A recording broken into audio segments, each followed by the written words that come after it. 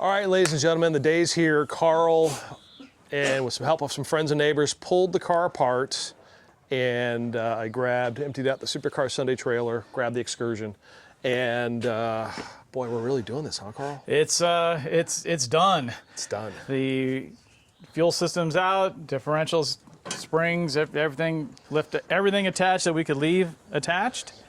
Subframe came out with engine, trans, major portion of the exhaust, put a wheel underneath the transmission mount, and my friend John here is just kind of wheeling it around. And you're the strongest man I've ever seen, John. Just so this is, wow.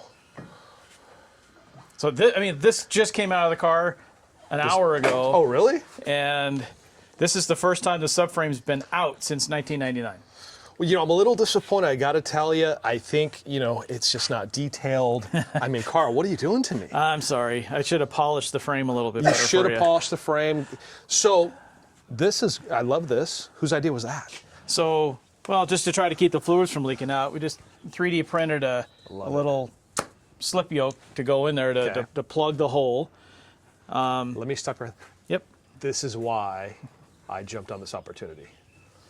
Well, one of the other reasons is a mutual friend of ours, Larry Callahan, is one of the most talented machinists I've ever met.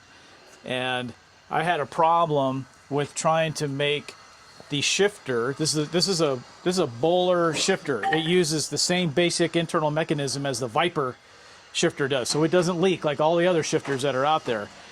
But this was coming up in the wrong place. Not only was it coming up in the wrong place, I couldn't get it clocked in the right way. Okay. And I couldn't get it angled at the right way. So I made a mock-up with a piece of steel, exactly what I wanted. I made a wood buck, and then Larry made this piece. So this is EDM machined. It's actually got an EDM machined hex internal, set screws on the side, all of that. So now this is super solid.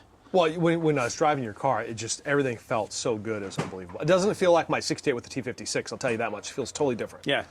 Yeah, the stock Tremec shifters are terrible. They're awful in every way. This is a whole different feel, whole different experience. Yeah, right. Absolutely. Right. Well, Larry, if you see this, so this package, and again, I tell you folks, I'm a sentimental guy.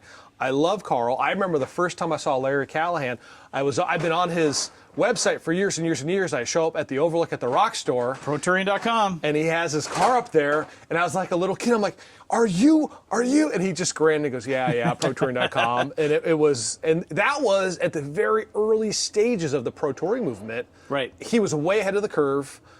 He's done so much for all of us who are into these cars. Thank you, Larry. And now I have something that both you guys have put your heart and souls into. So I am so excited that it's kind of staying within the family. Yeah, yeah, and it's kind of, in a way, I'm kind of going back in time because I'm taking this thing apart. Like I mentioned last time, there's like, oh yeah, I forgot about that. Oh yeah, I forgot about that.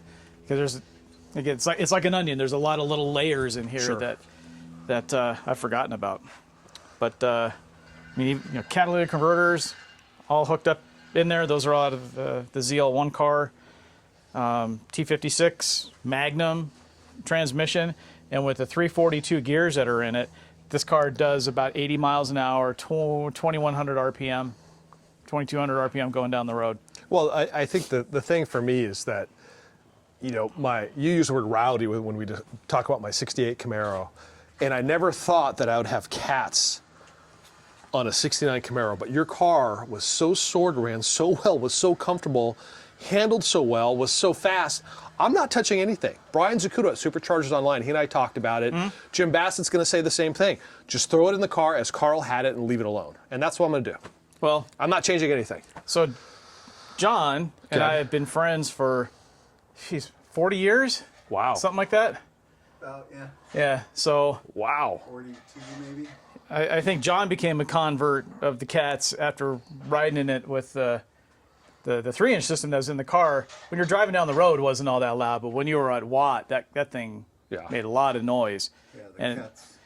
Watt is wide open throttle. Wide open throttle, yeah. So on track, it actually scared people because it was so loud. But with this setup, It's just more pleasant to drive with no drawbacks. Scared the crap out of Andy Pilgrim. Yeah, it did. Andy Pilgrim drove the car. Yeah, Andy Pilgrim is a former Corvette racing driver. Oh, okay. Drove at Le Mans, all that. Wow. That was part of One Lap. One of the neat things about One Lap of America is that you can get some of the world's best drivers. Lee Keen, who's known for doing rain dance. If anybody goes on YouTube and types in rain dance and watches Lee Keen drive his Porsche in the rain at Nürburgring, it's terrifying to watch. Andy Pilgrim drove Corvettes for GM at Le Mans, Daytona. It's kind of like going out and being able to play golf with the best golfers in the world, but you can never do that. Right. Right. So So you can go to One Lap and drive with top tier drivers and just rub elbows, and they're just a bunch of guys who want to go out and drive and have fun. Love it. Well, I'm so excited. And, you know, again, I wasn't planning for this. I'm a little bit nervous, but there's times in your life where you just have to go for it, Carl. And again, I keep saying this. The only reason I'm doing it is because he built this. That's the only reason. It's such an opportunity, and I really see it as an honor and a privilege. And, you know, again, those of you who know Carl and how he does stuff, people in the industry, the shops around here, the builders around here, they all know. So, yeah, going for it. We're going to do it. Get it done. Get it done. It's Now, let me ask you one other dumb question. So we both have a mutual friend in the Supercharger world, Brian at Superchargers Online, Brian Scudo. Yeah. What happens if I put on the 2300? It's all good. Just bolt it on and go. It's all good. So this goes back in time. That Okay. Supercharger was actually on a stock LS1 engine. Okay. Okay, so it had the stock piston, the stock lower end, stock everything. Different cam and all that. When you do that, you don't want to go too much on boost, or else you're going to start busting ringlands. Right. So we kept that one purposefully mild. It was like 6 PSI of boost. Same supercharger. Okay. Now when going to this engine, it's still LS6. LS6, LS1, from a practical standpoint, almost identical. It got bigger from a displacement standpoint, so we needed to spin it up a little bit more. But it's also fully forged, so you can throw more boost at it without a problem. I just didn't do that with this setup. Sure. Now you go to the 2300 series rotor group, it gets more efficient, keeps things cooler. You could put plenty of boost on this thing. Your fuel then becomes the limitation. Okay. But I don't see any reason why you couldn't put 12, 14 PSI on this thing. And Well, what if we put the bigger supercharger but ran it at 8 or 9 pounds? Yeah. It'll make more power. Or do I just leave it alone? What do you think, Carl? What do we do? I think you leave it alone because it all works. Yeah, I know. Damn it. It all works. He's right. And Brian just went through that thing a couple years ago. Okay. If that.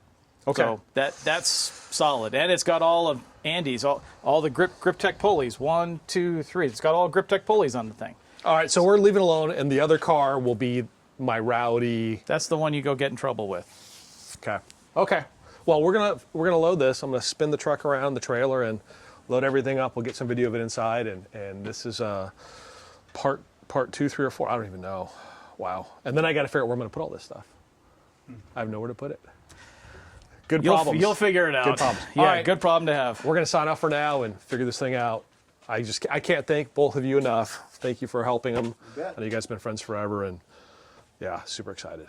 Super excited. Well, it's not often anybody lets them take their Camaro and beat it up on track.